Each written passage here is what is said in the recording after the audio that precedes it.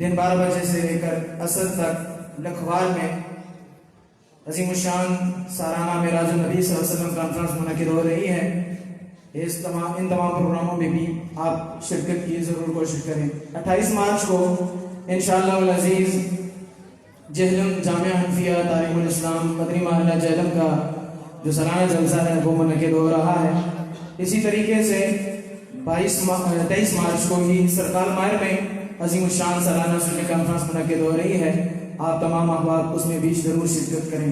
میں نہایت ہی مشکور ہوں علماء کرام کا، حفاظ کرام کا اور عام آس پاس سے آنے والے لوگوں کا کہ وہ ہماری دعوت پر اس عظیم الشان کانفرنس میں تشریف لائے۔ اللہ رب العالمین آپ کی اس سعی کو اپنی بارگاہ میں قبول اور منظور فرمائے۔ اللہ رب العالمین اپنی شان کے مطابق آپ کو اجر عظیم نصیب فرمائے۔ میں اب مہمان خصوصی کے درمیان حائل نہیں ہونا چاہتا، آپ کے درمیان اور مہمان خصوصی کے درمیان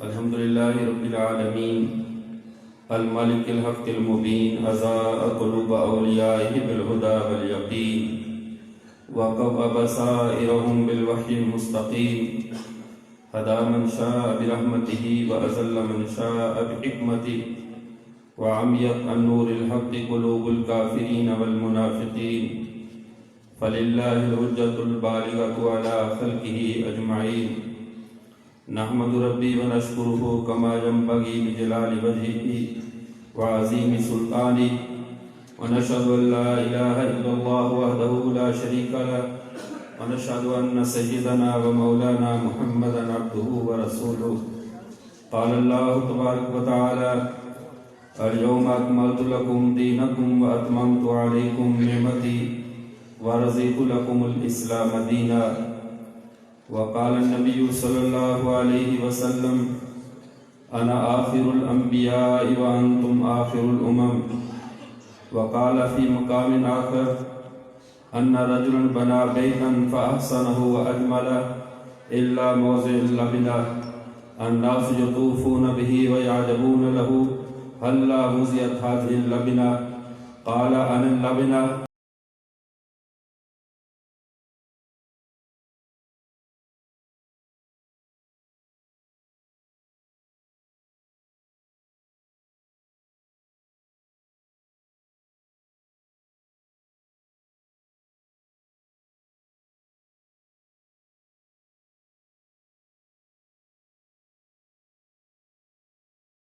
عقیدے کے اعتبار سے ہونے والی اس گفتگو میں آپ کا والہانہ اظہار محبت، جیسا کہ مجھ سے پہلے حضرت فرما رہے تھے کہ حضرت قاضی مظہر صاحب رحمۃ اللہ علیہ کی وہ محنت ہے جو صبح قیامت تک اپنا ثبوت دیتی رہے گی کہ اس علاقے کے اندر لوگ عقیدے کے اعتبار سے کتنے پختہ اور مضبوط ہیں۔ اس پر ہم جتنا بھی اللہ کا شکر ادا کریں کم ہے۔ آج کی اس نشست میں میں آپ حضرات کے سامنے عقیدہ ختم نبوت کے حوالے سے چند ضروری باتیں عرض کرنا چاہتا ہوں۔ عقیدہ ختم نبوت کیا ہے اور نبوت کے بعد امت کیا چیز ہے، اس بات کو سمجھ لیں۔ نبی کریم صلی اللہ علیہ وسلم نے قصر نبوت کی وضاحت کرتے ہوئے فرمایا کہ ایک آدمی نے ایک گھر کو بنایا، اس نے سارے گھر کو مکمل کر دیا الا موضع لبنہ، مگر ایک اینٹ کی جگہ چھوڑ دی۔ سارا گھر مکمل ہوا اور ایک اینٹ کی جگہ چھوڑ دی، اور لوگ آتے ہیں اس گھر کے گرد گھومتے ہیں، اس گھر کو دیکھتے ہیں اور دیکھ کر یہ کہتے ہیں کہ یہ اینٹ کیوں نہیں رکھی گئی، اس ایک اینٹ کے نہ رکھے جانے سے مکان نامکمل لگ رہا ہے۔ آپ صلی اللہ علیہ وسلم میں انا اللبنہ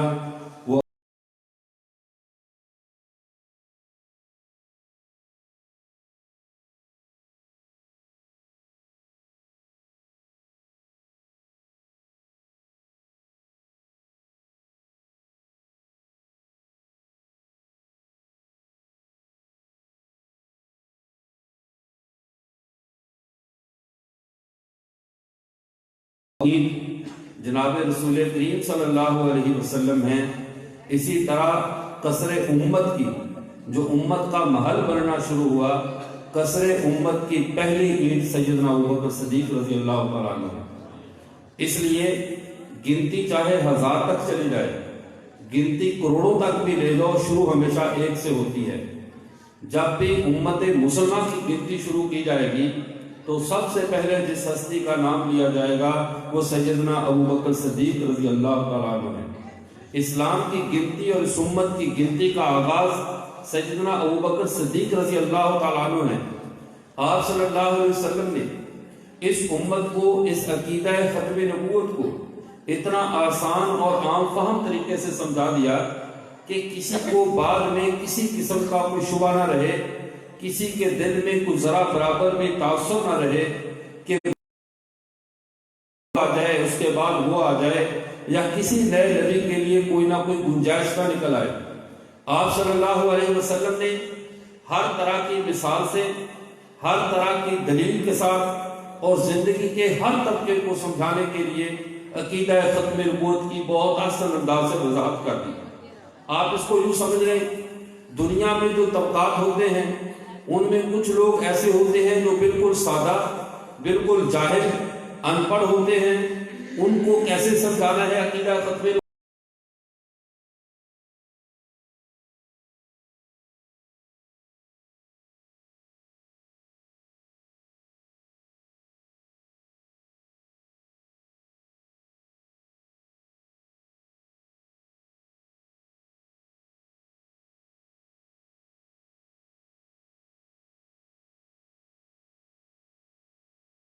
عقیدہ ختم نبوت کیسے سمجھانا ہے؟ کچھ لوگ کرامات اور شوقیں دیکھ کر، کسی کو ہواؤں میں اڑتا دیکھ کر، کسی کی بہت ساری کرامات کو دیکھ کر اس کے معتقد ہو جاتے ہیں۔ ان لوگوں کو عقیدہ ختم نبوت کیسے سمجھانا ہے؟ آپ صلی اللہ علیہ وسلم نے زندگی کے ہر شعبے کے ہر فرد کو سامنے رکھ کر عقیدہ ختم نبوت کی ایسی شاندار شرح فرمائی، ایک لمحے کے لیے بھی اس عقیدے میں اب ابہام باقی نہیں رہا۔ ایک ایک بات واضح ہوگی۔ بات ہم شروع کرتے ہیں عوام الناس سے۔ عوام الناس جو کہ عامی لوگ ہیں، جن کو سمجھانا بہت مشکل بھی سمجھ لے، جب تک قصہ اور مثال نہ ہو اس وقت تک ان کو بات سمجھ میں نہیں آتی۔ رسول اللہ صلی اللہ علیہ وسلم نے یہ سمجھانے کے لیے کہ میں آخری نبی ہوں، میرے بعد کوئی نبی نہیں ہے، ایسی مثال دی جو مثال ہمیشہ عوام الناس کے لیے دی جاتی ہے، عام لوگوں کے لیے دی جاتی ہے، تاکہ ان کو وہ بات سمجھ میں آ جائے۔ آپ یہ بتائیے، ہر انسان کی ایک حسرت اور خواہش ہوتی ہے کہ میں اپنا مکان اپنی زندگی میں مکمل کر دوں، لیکن اگر باپ کی زندگی میں مکان مکمل نہ ہو، دروازے اور کھڑکیاں رہ جائیں، تو حسرت رہتی ہے اولاد کی کہ ہم کم از کم آگے اپنی اولاد کو یہ مکان دینے سے پہلے یہ مکان مکمل کر دیں، اس کو خوب سجا کر اس کی ڈیکوریشن کریں، اس میں کوئی کمی نہ رہ جائے، تاکہ جب ہماری نسل کے ہاتھ میں مکان آئے تو مکمل اور جامع مکان ہو، اس میں کسی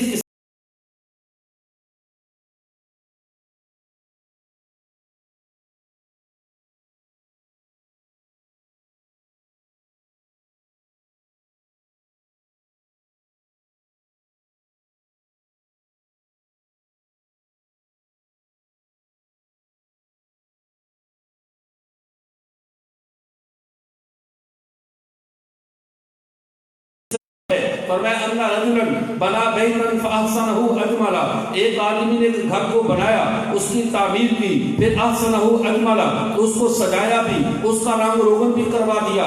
جب رنگ روغن کے آخری مرحلہ ہوتا ہے تعمیر کے مکمل ہو جانے کے بعد، کبھی ایسا نہیں ہوتا کبھی چھت نہ ڈلی ہو اور رنگ روغن شروع ہو جائے، کبھی ایسا نہیں ہوتا کبھی اس کے اوپر بجلی کی سپلائی ابھی نہ دی گئی ہو، پورے مکان میں وائرنگ نہ ہوئی ہو، شروع ہو جائے، رنگ و روغن آخری مرحلہ ہے۔ رسول اللہ صلی اللہ علیہ وسلم نے پوری بات ہر طرح سے سمجھانے کے لیے کہا، ان رجلا بنا بیتن، گھر کی تعمیر مکمل ہوئی، بنا کا مطلب ہے بنانا، اس کو تعمیر کرنا اینٹوں کے ساتھ، اس کی الیکٹریشن کا کام، بجلی کا کام، پانی کا کام، ہر چیز مکمل ہوئی، فاحسنہ اجملا، پھر اس کو سجا دیا گیا، اس کو ڈیکوریشن، اس کا رنگ و روپ، اس کی ہر چیز مکمل کر دی گئی، الا موضع لبنا، مگر ایک اینٹ کی جگہ کو چھوڑ دیا گیا۔ اب پوری دنیا سمجھ جائے مکان مکان ہر اعتبار سے مکمل ہے لیکن ایک اینٹ کی جگہ رہ گئی ہے. فرمایا الناس یطوفون بہ، لوگ گھر کے گرد طواف کرتے، لوگ گھر کے گرد گھومتے اور ویعلمون لہ، اس کے ساتھ تعجب کے ساتھ کہتے اللہ وضعت ہذہ اللبنہ، جب پورا مکان بن چکا ہے، پورے مکان کا کام مکمل ہو چکا، یہ آخری اینٹ کیوں نہیں رکھی گئی؟ فرمایا انا اللبنہ، یہ عوام الناس سن لے، ساری دنیا سن لے، وہ آخری اینٹ میں ہوں. انا خاتم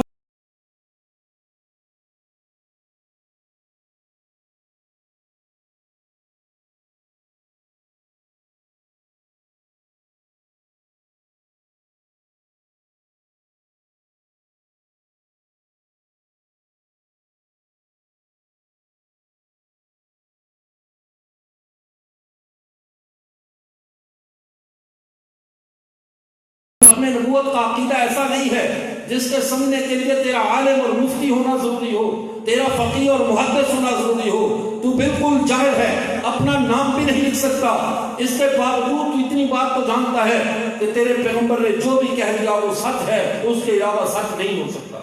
تیرے نبی کی بات حرف آخر ہے، تیرے نبی کی بات کو کوئی ڈی گریڈ نہیں کر سکتا، تیرے نبی کی بات کو کوئی کراس کر کے آگے نہیں گزر سکتا. آخری اور حتمی بات تیرے نبی کی ہے. لیکن بعد میں اگر کوئی دعوی نبوت کر دے، رسول اللہ صلی اللہ علیہ وسلم نے فرمایا یاتون من بعدی ثلاثون کذابون دجالون، ایسا نہیں کہ میرے بعد کوئی دعوی نبوت نہیں کرے گا. فرمایا میرے بعد 30 کے قریب کذاب اور دجال آئیں گے، کلہم یزعم انہ نبی، ہر ایک کا گمان یہ ہوگا کہ وہ نبی ہے. لیکن تم ایک سبق یاد کر لو، تم اس مسئلے کو ذہن میں بٹھا لو، عالم ہو یا جاہل ہو، نیک ہو یا بد ہو، تمہارے لیے محمد کا فیصلہ کافی ہے کہ میں تمہیں بتا کر جا رہا ہوں میرے بعد جو بھی آئے گا ثلاثون کذابون او اکثر، 30 یا 30 سے زیادہ جھوٹے آئیں گے. اللہ کے نبی نے کہہ دیا تم تحقیق کر کے کسی کا سچا جھوٹا معلوم کرو، یہ بات کی بات ہے. لیکن میں محمد پہلے فیصلہ سنا کے جا رہا ہوں، میرے بعد جو بھی نبوت کا دعویٰ کرے گا وہ کذاب ہوگا، دجال ہوگا. یاد رکھنا انا خاتم النبیین لا نبی بعدی، میرا فیصلہ سن لو، میں آخری نبی ہوں، میرے بعد کوئی نبی نہیں آئے. اب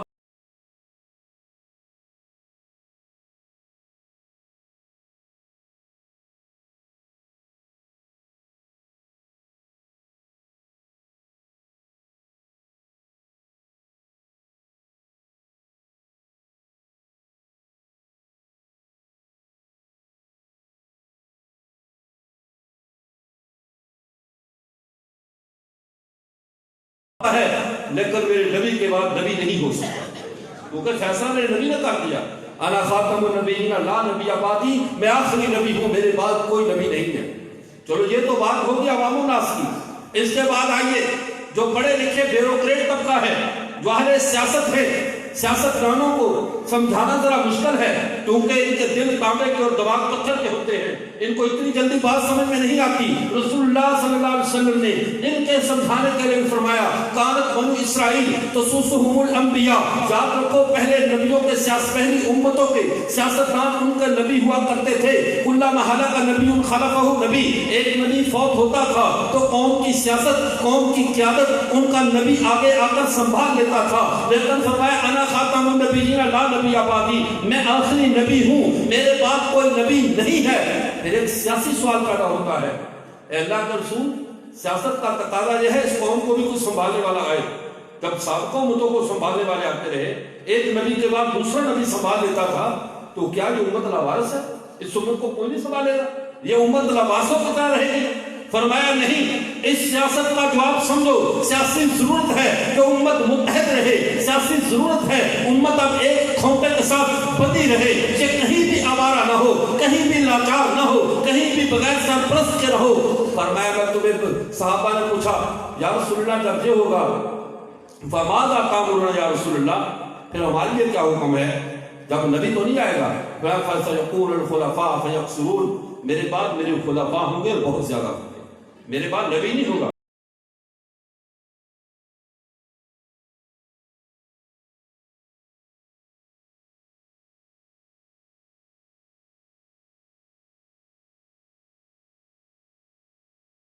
خلافت میں بیٹھ جائے، اس کی تابع داری کرنا، اس کی وفا کرنا. ثم الاول، اللہ کے نبی نے یہ نہیں کہا، اول کے بعد عربی میں لفظ ثانی آتا ہے، 2 نمبر لفظ آتا ہے، 1 نمبر کے بعد 2 نمبر، پھر 3 نمبر، پھر 4 نمبر، لیکن چونکہ ان کے بعد عمر آنے والا تھا، نبوت نے 2 نمبر کا لفظ بھی اس کے لیے گوارا نہیں کیا۔ فَنَفُوا بِبَيْعَةِ الْأَوَّلِ، پہلے کی وفا کرنا، اس پہلے کے بعد ثم الاول، پھر جو کائنات میں اول رہ جائے اس کی پیروی کرنا، یعنی ابو بکر کے بعد اگر کوئی اول ہے تو وہ سیدنا عمر فاروق رضی اللہ تعالیٰ عنہ، عمر سے بڑھ کر کوئی اول ابو بکر ہے، سیدنا عمر فاروق ہیں، اور رسول اللہ نے نبوت کی خبر نہیں دی بلکہ بتا دیا میری امت کی سیاست اور قیادت آئندہ میرے خلفاء کریں گے، میری امت اب خلافت کے سائے میں چلے گی۔ اور پھر یہ بھی فرما دیا، یہ نہ کہنا یہ نبوت کے پہلے کے بغیر جانے والی امت ہے، فرمایا کیف تہلک هذه الامہ، میری امت کیسے ہلاک ہو سکتی ہے، کیسے برباد ہو سکتی ہے، انا اولها، اس کے اول میں کھڑا ہوں، ومہدی وسطها، حضرت مہدی درمیان میں آئیں گے، وعیسیٰ آخرها، سابقہ نبیوں میں سے ایک نبی عیسیٰ، نئے نبی نہیں، سابقہ نبیوں میں سے ایک نبی عیسیٰ اس کے آخر میں آ کر کھڑے ہیں۔ یہ امت مکمل طور پہ نبوت کے پہلے میں جا رہی ہے، اس کا سفر نبوت کے پہلے میں جاری ہے، اس کی قیادت محمد رسول اللہ کے ہاتھ میں ہے، اس کے درمیان میں حضرت مہدی ہے، اور اس کے آخر میں سیدنا عیسیٰ علیہ السلام موجود ہے۔ کسی نئے کی گنجائش؟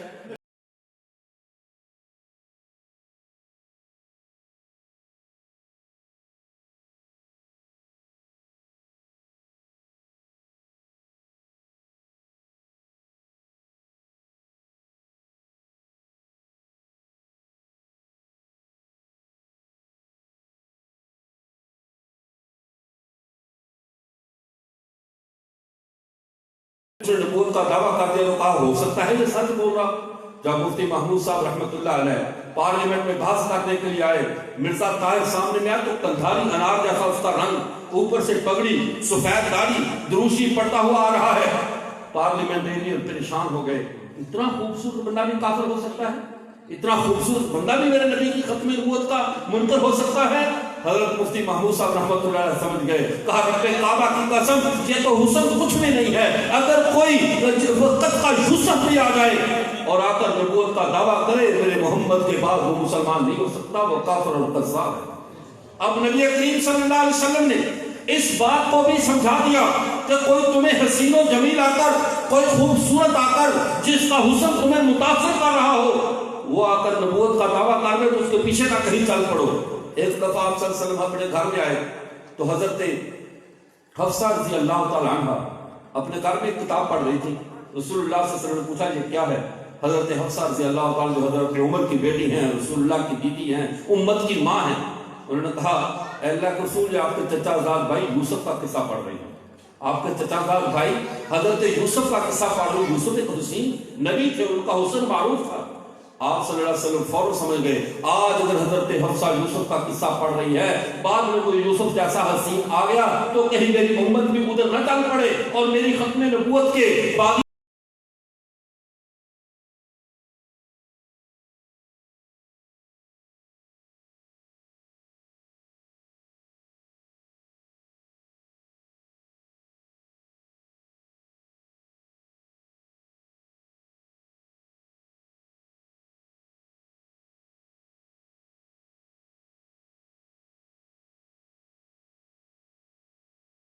کوئی یوسف جیسا حسین نبی بھی آ جائے، امت اس کے پیچھے جائے تو کیا ہو جائے گی؟ گمراہ ہو جائے گی، پیچھے چلنے کی گنجائش نہیں ہے۔ لیکن بعض لوگ حسن سے متاثر نہیں ہوتے، علم سے متاثر ہو جاتے ہیں۔ بہت زیادہ صاحب علم ہے، بڑے حوالے دیتا ہے، لاکھوں لوگ اس کو سنتے ہیں، اس بات پہ تو اندھا دھند ایمان لے آتے ہیں، چاہے وہ جیسا بھی ہو، جس طرح کا بھی ہو۔ اور جب علمی آدمی سامنے آ جائے، ہر بات پہ دلیل دے، کہتے ہیں بہت بڑا عالم ہے، یہ جھوٹ نہیں بول سکتا، اس نے بڑوں بڑوں کو چپ کروا دیا، یہ جھوٹ نہیں بول سکتا۔ علم کی آخری معراج یہ ہے کہ بندہ اللہ سے ہم کلام ہو۔ علم کا اعلیٰ ترین درجہ یہ ہے کہ بندہ اپنے رب سے باتیں کرے۔ رب سے باتیں کرنا، اس سے بڑا عالم کون ہوگا جو کوہ طور پہ جا کر اللہ سے ہم کلامی کر رہا ہے۔ سب سے اب حضرت عمر رضی اللہ تعالیٰ عنہ یہ بیٹھے ہوئے ہیں، رسول اللہ صلی اللہ علیہ وسلم تشریف لائے، حضرت عمر کسی کتاب کا مطالعہ کر رہے ہیں، اور جب اللہ کے نبی آئے، مسند احمد ابن حنبل میں حدیث ہے، حضرت عمر کھڑے ہوئے، کھڑے ہو کر کہا یا رسول اللہ لقد اصبت کتابا حسنا من اہل الکتاب، مجھے اہل کتاب کا ایک بڑا اچھا لٹریچر ملا ہے، بڑی اعلیٰ باتیں لکھی ہوئی ہیں، اور کتاب پڑھنا شروع کر دی۔ رسول اللہ صلی اللہ علیہ وسلم کا چہرہ مبارک غصے سے سرخ ہونے لگا۔ حضرت ابو بکر نے جب دیکھا کہ عمر بے دھیانی میں کتاب پڑھ رہا ہے، رسول اللہ کے چہرے کی طرف نہیں دیکھ رہا، کہا یا عمر تیری ماں تجھے گم کرے، انظر الی وجہ رسول اللہ صلی اللہ علیہ وسلم، عمر رسول اللہ کے چہرے کو تو دیکھ لے، پھر آگے کتاب پڑھنا۔ جب حضرت عمر نے دیکھا رسول اللہ صلی اللہ علیہ وسلم ناراض ہو گئے،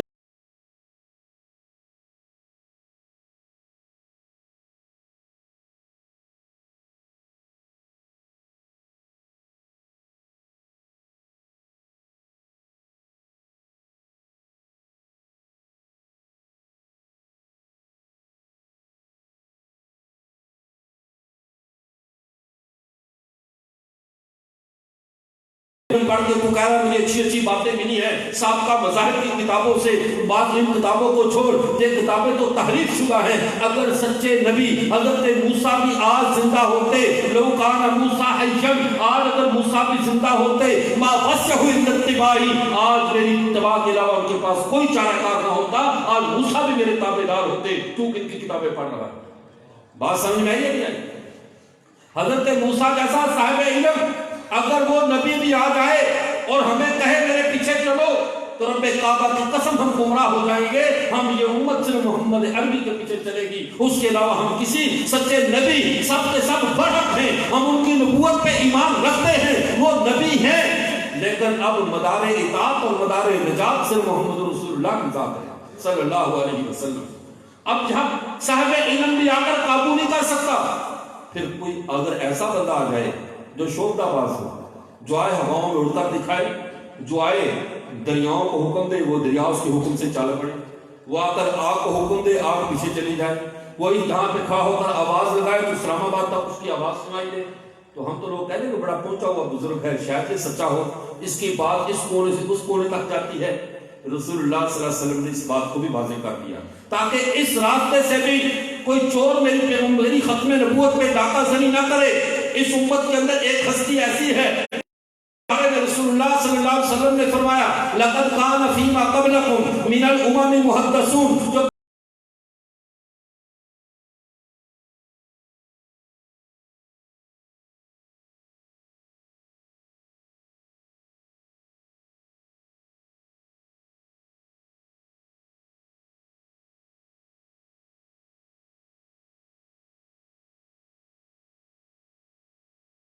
جو تم سے پہلی امتیں گزری ہیں ان میں محدث ہوا کرتے تھے، فَإِنْ أَحَدٌ مِّنْ أُمَّتِي، اگر کوئی محدث میری امت میں ہے فَهُوَ عمر بن الخطاب، وہ عمر بن الخطاب ہے میری امت کا محدث۔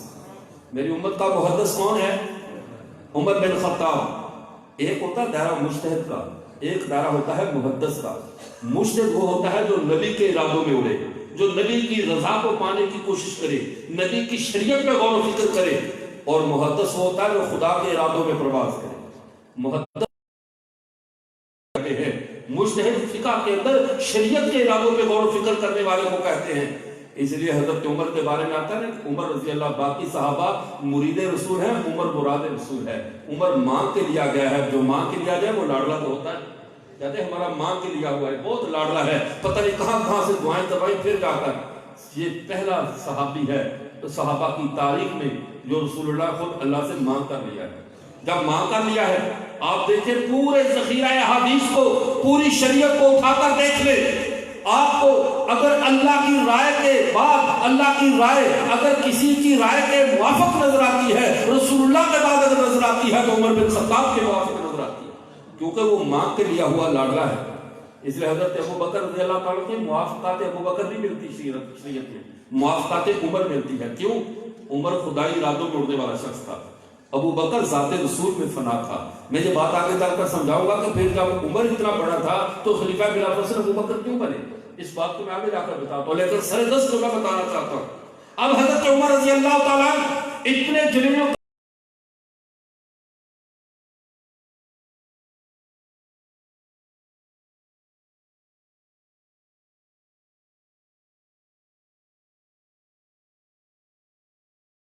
کو اپنی مرضی سے چلتا تھا تو بند ہو جا، ہمیں تیرے ایک قطرے کی بھی ضرورت نہیں ہے، لیکن اگر اللہ کے حکم سے چلتا ہے تو پھر وہ اللہ سے سفارش کرتے ہیں تجھے چلنا پڑے گا۔ اور آج تک درائے نیل کا پسینہ بھی خشک نہیں ہوا، عمر کے خوف سے آج تک بہ رہا ہے۔ خدائی مخلوق کے ساتھ خدائی لہجے میں بات کر رہا ہے عمر بن خطاب۔ ادھر مدینے میں آگ نکلی تو حضرت ابو درداء یا غالب حضرت ابو ذر غفاری رضی اللہ سے کہا جاؤ میرا کوڑا لے جاؤ اور آگ کو جا کر مارو، اور مار کر اسے بند کر دو، اسے کہو کیا تیرے اوپر عمر نے عدل نہیں کیا؟ لاوا پھوٹتا ہے مدینے میں، عمر اس کو بند کرتا ہے، زمین پہ زلزلہ آتا ہے، عمر زمین پہ پاؤں مار کے کہتا ہے کیا تیرے اوپر انصاف نہیں ہے؟ کیا عمر نا انصافی کرنے لگا جو تو تھرتھرانے لگی ہے؟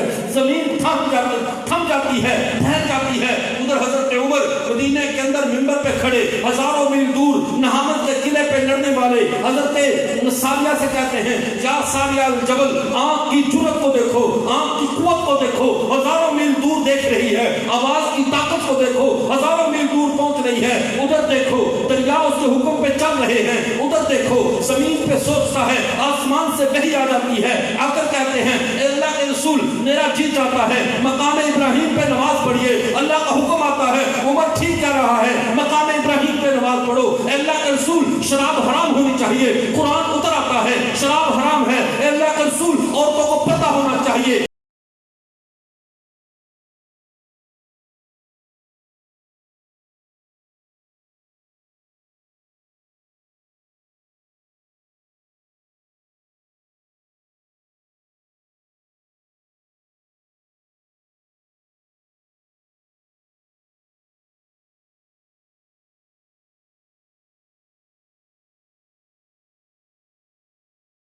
معجزے دکھانے والے نے اگر مسجد نبوت میں بیٹھا ہوتا تو عمر بن خطاب بیٹھتا۔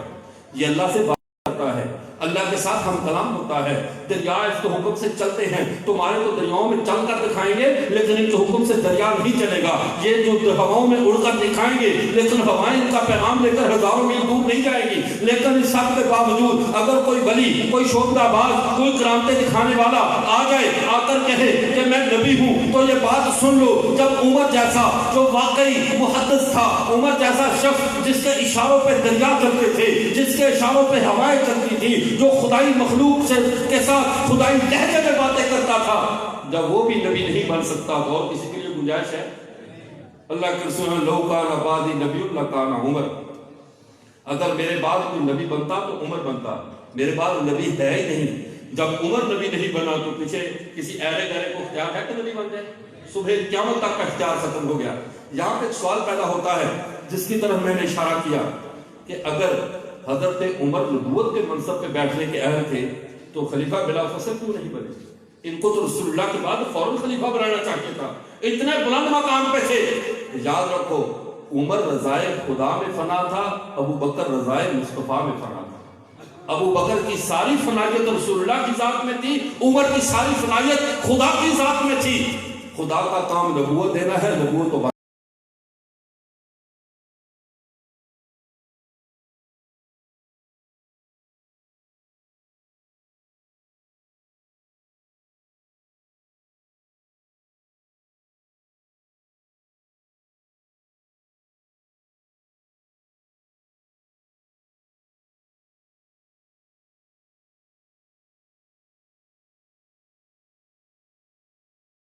ہر نبی میں دو صفات ہوتی تھی، وہ مصدق بھی ہوتا تھا، مبشر بھی ہوتا تھا۔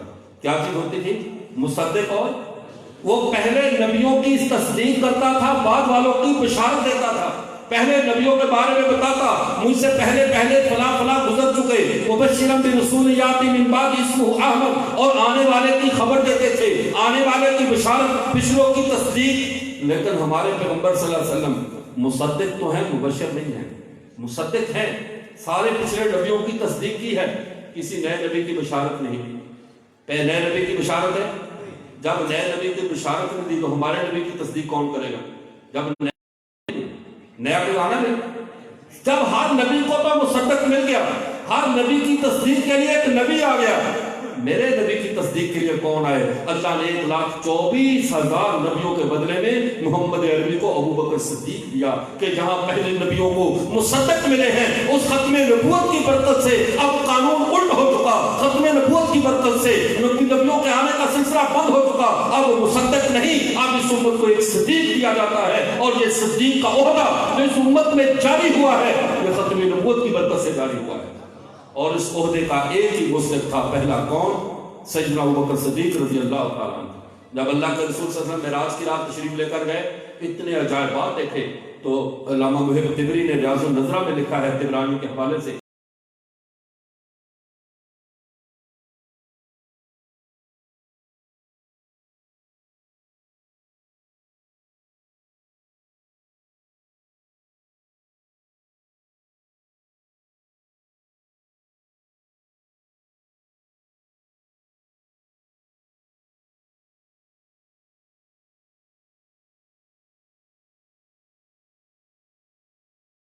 رسول نے کہا جس کو بھی مجھے دین بتانا پڑا، جس کو اسلام کی دعوت دینا پڑی، مجھ سے ہر ایک نے دلیل مانگی سوائے ابو بکر کے۔ کیوں؟ ابو بکر کا دل وہ آئینہ تھا، ادھر نبوت کا چراغ جلتا تھا، ابو بکر کا دل ساتھ ہی چمک پڑتا تھا، اسے کسی خارجی دلیل کی ضرورت نہیں ہوتی تھی، اس لیے کہ وہ پیدا ہی تصدیق کے لیے ہوئے تھے، محمد عربی کی تصدیق کے لیے۔ تو میں عرض کر رہا تھا رسول اللہ صلی اللہ علیہ وسلم نے اس مسئلے کو عوام الناس کے لیے بھی سمجھا دیا، سیاستدانوں کے لیے بھی سمجھا دیا، اہل علم کے لیے بھی سمجھا دیا، حسن کے پرستاروں کو بھی سمجھا دیا، اور ساتھ جو کرامات اور معجزے دیکھ کر متاثر ہو جاتے ہیں انہیں بھی سمجھا دیا کہ جب عمر کے بعد عمر نبی نہیں بن سکا، باوجود کہ وہ صاحب کرامت ہے، باوجود کہ اس کے اشاروں سے ہوائیں چلتی ہیں، باوجود کہ اس کے حکم پہ دریا چل پڑتے ہیں، آگ بجھ جاتی ہے، زلزلے رک جاتے ہیں، جو مزاج خدا میں فنا ہے، لیکن جب وہ نبی نہیں بن سکا تو بعد میں کوئی شوق نے دکھا کر نبی نہیں بن سکتا۔ اچھا پھر ایک اور بات، ایک شبہ ہو سکتا تھا شاید رشتہ داری کی بنیاد پہ کوئی نبی بن جائے، اگر رشتہ داروں میں تو ہو سکتا ہے نا، کوئی رشتہ دار اتنا رنگ میں رنگا ہوا ہو، اتنا فنا ہو کہ وہ نبی بن جائے۔ رسول اللہ صلی اللہ علیہ وسلم نے یہاں بھی دیوار کھڑی کر دی تاکہ یہاں بھی بات سمجھ میں آ جائے۔ اللہ کے رسول صلی اللہ علیہ وسلم نے فرمایا انا مدینہ العلم وعلی بابها، میں شہر علم ہوں، علی اس کا دروازہ ہے۔ جب دروازہ اتنا حسین و جمیل ہوگا،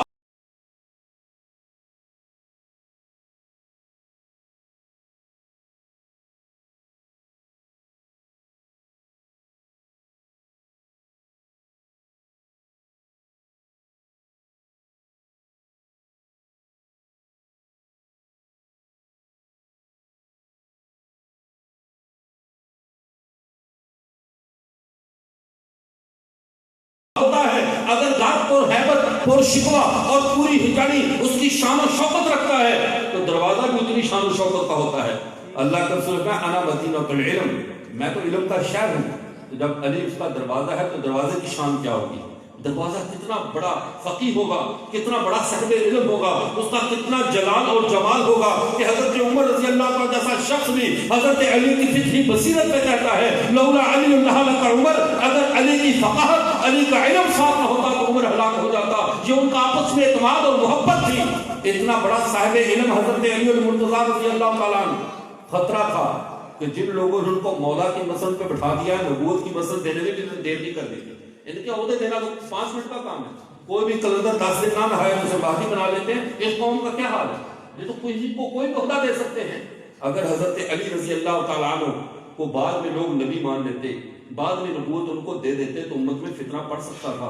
علی رشتہ دار بھی ہے، علی جو ہے وہ رسول اللہ کے شہر علم کا دروازہ بھی ہے، آپ صلی اللہ علیہ وسلم کا داماد بھی ہے، چچا زاد بھائی بھی ہے، رسول اللہ کے گھر میں پلا ہوا بھی ہے، رسول اللہ کے پرسنل سیکرٹری کے طور پہ ساری زندگی رہے ہیں، خلفائے ثلاثہ کے دور میں وہ قاضی و قضات رہے ہیں۔ اگر اس کو نبی بنا دے، کوئی دعویٰ کر دے تو ہو سکتا تھا کہ مان لیتے۔ رسول اللہ صلی اللہ علیہ وسلم نے یہاں بھی بند لگا دیا، یہاں بھی بات کو سمجھا دیا۔ آپ صلی اللہ علیہ وسلم نے یا علی انت منی بمنزلۃ ہارون من موسیٰ، اے علی تیری اور میری مثال ایسے ہے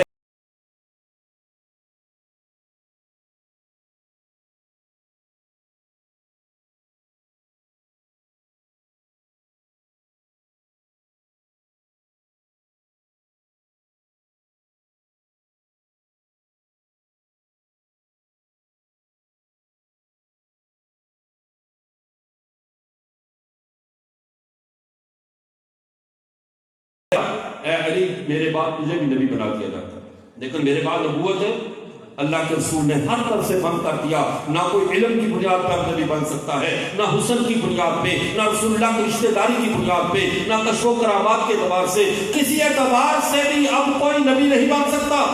ختم نبوت کا قلعہ رسول اللہ خود بنا کر گئے ہیں، قوم کو سمجھا کر گئے ہیں کہ عقیدہ ختم نبوت کیا ہے. اس امت کی وحدت بھی عقیدہ ختم نبوت میں ہے، اس امت کی حفاظت بھی عقیدہ ختم نبوت میں ہے. جب تک یہ امت عقیدہ ختم نبوت کے ساتھ بندی رہے گی، جب تک یہ امت عقیدہ ختم نبوت کے ساتھ جڑی رہے گی، دنیا بھر کے طوفان آ جائیں، اس امت کا بال بھی باقا نہیں کر سکتے. یہ امت محمد عربی کے دامن سے جڑی ہوئی ہے. اس لیے جو سیدنا عیسیٰ علیہ السلام آئیں گے، جو اس امت کی کوئی شرعی رہنمائی کرنے نہیں آ رہے، یہ بات ذہن میں رکھیں. حضرت عیسیٰ کیا پوری دنیا کے یعنی جتنے بھی ہمارے اوپر مسائل آ جائیں، جتنے بھی مسائل آ جائیں، الہادی فتنے اٹھ پڑے اور اعتقادی فتنے اٹھے، بدعات کے طوفان کھڑے ہو جائیں، اس امت کے پاس قیامت کی صبح تک رسول اللہ کی رہنمائی موجود ہے. رسول اللہ صلی اللہ علیہ وسلم ہمیں جس دین پر چھوڑ کر گئے ہیں، فرمایا لیلھا کنہارھا، اس کی راتیں اس کے دنوں کی طرح روشن ہیں. لیکن حضرت عیسیٰ آئیں گے اس امت کی مدد اور نصرت کے لیے. قرب قیامت دجال کا فتنہ اتنا سخت ہوگا، اتنا شدید ہوگا، اس سے مقابلہ کرنے کی اس امت میں طاقت نہیں ہوگی. یہ امت دجال سے ٹکرانے کی ہمت نہیں.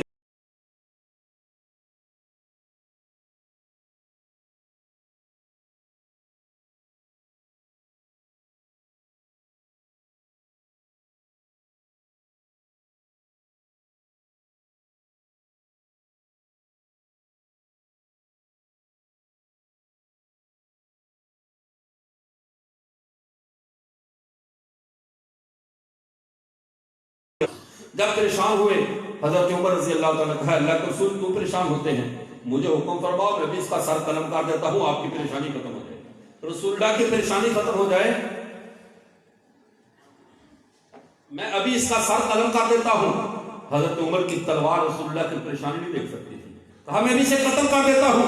رسول اللہ صلی اللہ علیہ وسلم نے نہیں عمر، اگر تو یہ دجال ہے تو پوری امت کی طرف سے میں خود اس کے لیے کافی ہوں، اور اگر یہ وہ دجال نہیں ہے تو ایک بچے کے قتل کا تمہیں کیا فائدہ. لیکن عمر یاد رکھو میری امت کو دجال سے لڑنے کی طاقت نہیں دی گئی. اگر میرے بعد دجال آیا، اللہ آسمان سے سیدنا عیسیٰ ابن مریم کو اتاریں گے، وہ آ کر میری امت کی مدد اور نصرت کریں گے اور دجال کو قتل کریں گے.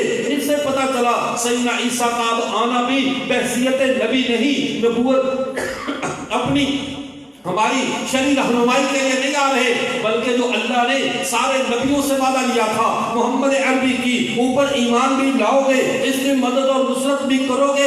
اس وقت جب دجال کا فتنہ آئے گا، اس امت کو ضرورت ہوگی کسی مددگار کی، اس امت کو ضرورت ہوگی کسی معاون کی تو دجال کے مقابلے پہ آئے. اللہ حضرت عیسیٰ کو بھیجیں گے. عیسیٰ کو خوب بھیجیں گے کہ معاشرے کا اصول ہے جب گھر کا بڑا چلا جائے تو سب کی طرف سے کافی ہو جاتا ہے. کسی خوشی میں کسی غمی میں گھر کا سرپرست چلا جائے، باپ چلا جائے، سب کی نمائندگی ہو جاتی ہے. اللہ نے کہا ان مثل عیسیٰ عند اللہ کمثل آدم، عیسیٰ آ جائے یا آدم آ جائے ایک ہی بات ہے. اللہ کے ہاں دونوں کی مثال ایک ہے. حضرت عیسیٰ آئیں گے، آ کر دجال کو قتل کر دیں گے تاکہ اس امت کی مدد اور نصرت کا 1,24,000 نبیوں نے وعدہ کیا ہے وہ وعدہ نبوت پورا ہو جائے، وہ وعدہ نصرت پورا ہو جائے. عیسیٰ علیہ السلام اس نصرت کو پورا کرنے کے لیے آئیں گے.